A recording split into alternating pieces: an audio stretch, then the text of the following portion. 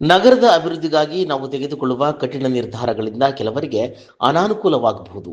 ಆದರೆ ಸಾರ್ವಜನಿಕರ ಹಿತದೃಷ್ಟಿಯಿಂದ ವ್ಯವಸ್ಥಿತ ನಗರ ನಿರ್ಮಾಣ ನಮ್ಮ ಗುರಿ ಅಂತ ಉನ್ನತ ಶಿಕ್ಷಣ ಹಾಗೂ ಜಿಲ್ಲಾ ಉಸ್ತುವಾರಿ ಸಚಿವರಾದ ಡಾಕ್ಟರ್ ಎಂಸಿ ಸುಧಾಕರ್ ಚಿಂತಾಮಣಿಯಲ್ಲಿ ತಿಳಿಸಿದರು.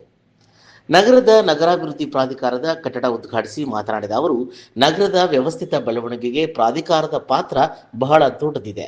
ಸಾರ್ವಜನಿಕರು ತಮ್ಮ ನಿವೇಶನ ಹಾಗೂ ಕಟ್ಟಡಗಳ ಅನುಮೋದನೆಗಾಗಿ ಇನ್ನು ಮುಂದೆ ಅಲೆಯುವ ಅಗತ್ಯವಿಲ್ಲ.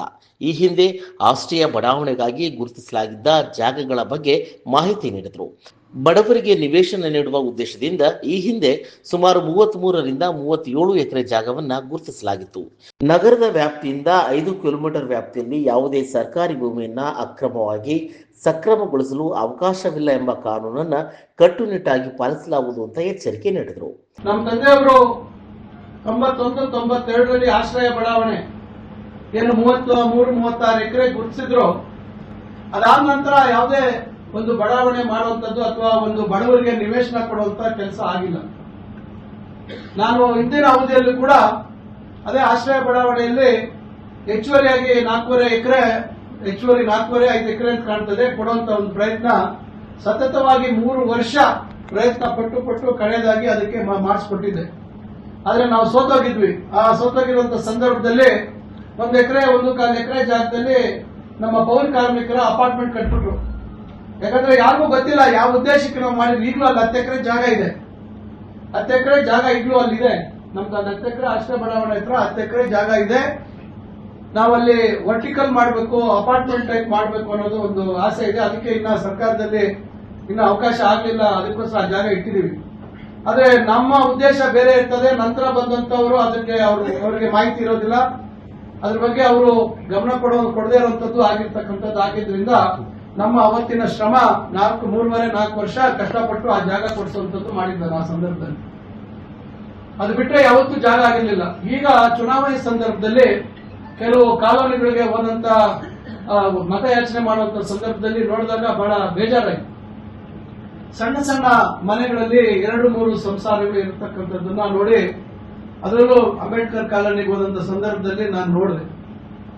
ಎಲ್ಲೋ ಒಂದ್ ಕಡೆ ನನಗೆ ಏನಾದ್ರೂ ಮಾಡಲೇಬೇಕು ಇದಕ್ಕೆ ಅಂತಕ್ಕಂಥ ಇದಿತ್ತು. ಅವತ್ತಿಂದ ನಾನು ಚುನಾವಣೆ ಮುಗಿದ ನಂತರ ಪ್ರಯತ್ನ ಮಾಡ್ಕೊಂಡು ಬಂದು ಈಗ ಜಿಲ್ಲಾಧಿಕಾರಿ ಹೇಳಿದಾಗೆ ಇವತ್ತು ದೊಡ್ಡ ಪ್ರಯತ್ನವನ್ನು ನಾವು ಮಾಡ್ತಾ ಇದ್ದೀವಿ.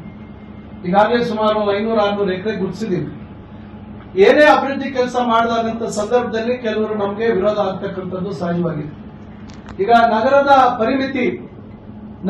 ಪರಿಮಿತಿಯಿಂದ 5 ಕಿಲೋಮೀಟರ್ ವರೆಗೂ ಯಾವುದೇ ಸರ್ಕಾರಿ ಭೂಮಿ ಅಕ್ರಮ ಸಕ್ರಮದಲ್ಲಿ ಮಂಜೂರಾಗಲ್ಲ. ಇದು ನಿನ್ನೆ ಮೊನ್ನೆ ಆಗಿರ್ತಕ್ಕಂಥ ಕಾಯ್ದೆ ಎಲ್ಲ 92-93ನೇ ಇಸ್ವಿಯಲ್ಲಿ ಆಗಿರ್ತಕ್ಕಂಥ ಕಾಯ್ದೆ ಇಡೀ ರಾಜ್ಯ ವ್ಯಾಪ್ತಿಗೆ. ಈ ಕಾರ್ಯಕ್ರಮದಲ್ಲಿ ಜಿಲ್ಲಾಧಿಕಾರಿಗಳಾದ ಜಿ ಪ್ರಭು ಆಸ್ತಿಗಳಿದಾವೆ. ಅಂದ್ರೆ ಎ ಖರಾಬ್ ಮತ್ತೆ ಬಿ ಖರಾಬ್ ಅಂತ ಹೇಳಿ ಶಾಶ್ವತವಾಗಿರುವಂತಹ ಹಳ್ಳಗಳು, ಕಟ್ಟೆಗಳು, ಕೆರೆಗಳು, ರಸ್ತೆಗಳು ಇವೆಲ್ಲವನ್ನು ಕೂಡ ಉಳಿಸ್ಕೊಂಡು ನಾವು ಮುಂದೆ ಅಭಿವೃದ್ಧಿಯನ್ನ ಕಾಣಬೇಕಾಗಿದೆ. ಸೊ ಆ ನಿಟ್ಟಿನಲ್ಲಿ ತಾವೆಲ್ಲ ಈ ಚಿಂತಾಮಣಿ ನಗರಾಭಿವೃದ್ಧಿ ಪ್ರಾಧಿಕಾರದ ಉದ್ಘಾಟನೆ ಈ ಸುಸಂದರ್ಭದಲ್ಲಿ ತುಂಬಾ ಆಶಾಭಾವನೆಯನ್ನ ತಾವೆಲ್ಲ ಇಟ್ಕೊಳ್ಬೇಕು. ಒಂದು ಉಜ್ವಲವಾದಂತ ಅತ್ಯಂತ ಮುನ್ನೋಟ ಇರುವಂತ ಒಂದು ನಗರದ ಅಭಿವೃದ್ಧಿಗೆ ತಾವೆಲ್ಲ ಸಾಕ್ಷಿಗಳಾಗಿದ್ದೀರಿ. ಇವತ್ತಿನ ಈ ಕಾರ್ಯಕ್ರಮ ಅಂತ ದೊಡ್ಡ ಅತ್ಯಂತ ಕಿರಿಯ ಕಾರ್ಯಕ್ರಮ ಆದ್ರೂ ಬಹಳ ಐತಿಹಾಸಿಕವಾದಂತಹ ಮನ್ನಣೆ ಮಹತ್ವ ಇರುವಂತಹ ಒಂದು ಕಾರ್ಯಕ್ರಮ. ಮತ್ತೊಮ್ಮೆ ಈ ರೀತಿ ಅನೇಕ ಹೊಸತನಗಳು, ಅವಕಾಶಗಳು ನಗರಾಭಿವೃದ್ಧಿ ಪ್ರಾಧಿಕಾರ ತನ್ನಿಂತಾನೇ ಸೃಜನೆ ಮಾಡಿಕೊಳ್ಳುತ್ತೆ. ನಗರ ಪ್ರಾಧಿಕಾರ ಯೋಜನೆಯ ಅಧ್ಯಕ್ಷರಾದ ಶ್ರೀನಾಥ್ ಬಾಬು, ಸದಸ್ಯರಾದ ಡಾಕ್ಟರ್ ಮೆಹಬೂಬ್ ಪಾಷಾ, ಆಯುಕ್ತರಾದ ಶಾಂತಲಾ ಜೆ ನಾಯಕ್, ತಾಲೂಕು ದಂಡಾಧಿಕಾರಿಗಳು ಹಾಜರಿದ್ದರು. ಮುತ್ತಕದಳ್ಳಿ ವೆಂಕಟಾಚಲಪತಿ, ಅಮೋಕ್ ಟಿವಿ, ಚಿಂತಾಮಣಿ.